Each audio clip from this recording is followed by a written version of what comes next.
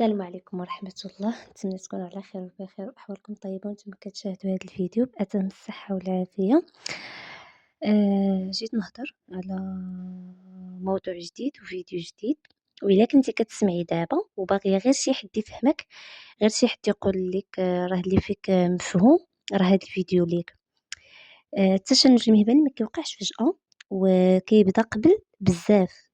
كيبدا بفكرة، كيبدا بشي قصة، شي قصة سمعتيها حول يعني الطفولة، وبقات مرسخة لك في الدماغ ديالك، وكيبدا بخوف. وكثير من النساء تربوا على الخوف من الجسد، الخوف من العلاقة، الخوف من الوجع، والخوف من الخطأ. العقل كيسجل والجسد كيتعلم، وكيجي نهار ديال الزواج العقل كيقول خاصني نكون واجده، ولكن الجسد كيقول انا خايفه. والجسد الا خاف كيتشد كيتقفل وما كيسولش واش الوقت مناسب ولا لا، حيت خدمته الوحيده هي الحمايه. بزاف ديال النساء كيتسائلوا علاش صحاباتي داروها وانا لا، يعني كيهضروا على العلاقه الجنسيه الكامله، واش فيا شي عيب؟ لا، راه ما فيك حتى عيب الا درتي غير شي حاجه بزاف وغلطوا معاك وضغطوا عليك وغوتوا عليك، طبيعي الجسد ديالك كيتشنج. التشنج ماشي عدوك، والتشنج هو حارس، ولكن حارس متوتر بزاف. بمعنى التشنج واحد الحاجه كتحرس لك ديك المنطقه على انه ما يقرب لها حتى شي واحد، ما كتفرجش ما بين الزوج ديالك ولا غيره.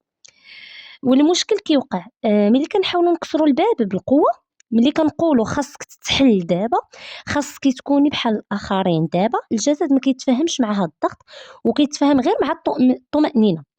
الشفاء ما كيبداش من الشفاء ما كيبداش من الداخل. الشفاء كيبدا من علاقتك مع راسك، مع جسدك، ومع قصتك.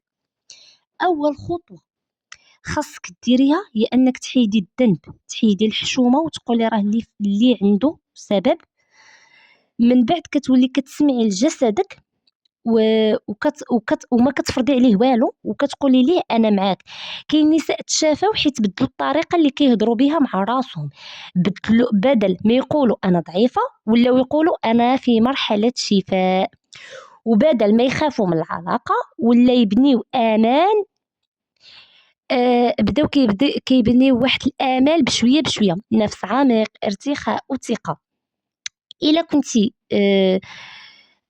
كتحسي براسك مضغوطه، هضري مع راجلك، قولي ليه واش انت حاس بيا.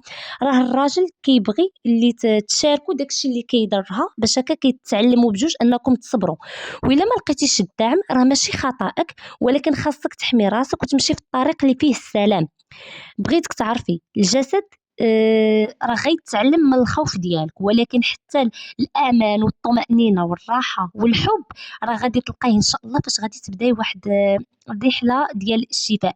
والا كنتي كتسمعي هذا الفيديو دابا، راه هنا وقت التغيير، ماشي بالسرعه ولكن بشويه بشويه. انا ما كنقولش لك غادا تشافي، ولكن كنقول لك راه في البدايه ممكنه، وهذا الشيء اللي كاين.